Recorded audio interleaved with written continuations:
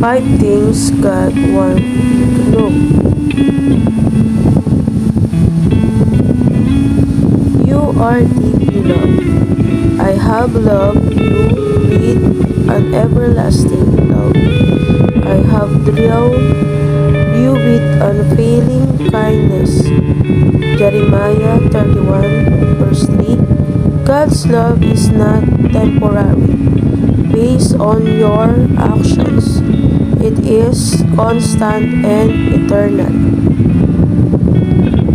You were created with purpose, for we are God's handiwork, created in Christ Jesus to do good works, which God prepared in advance for us to do.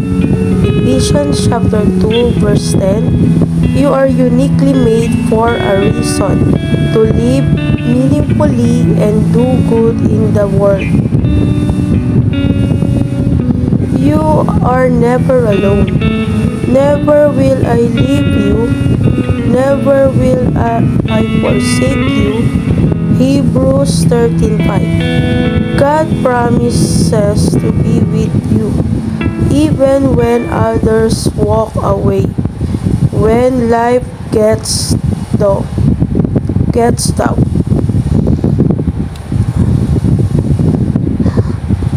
Forgiveness is always available.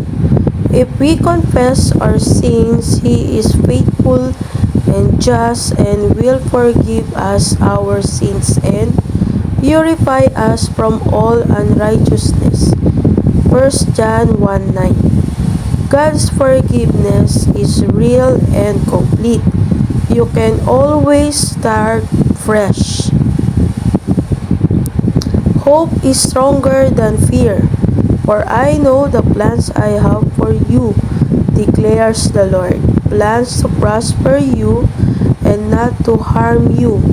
Plans to give you hope and a future. Jeremiah 29 verse 11. God is not done with your story. There is still hope, healing, and purpose ahead.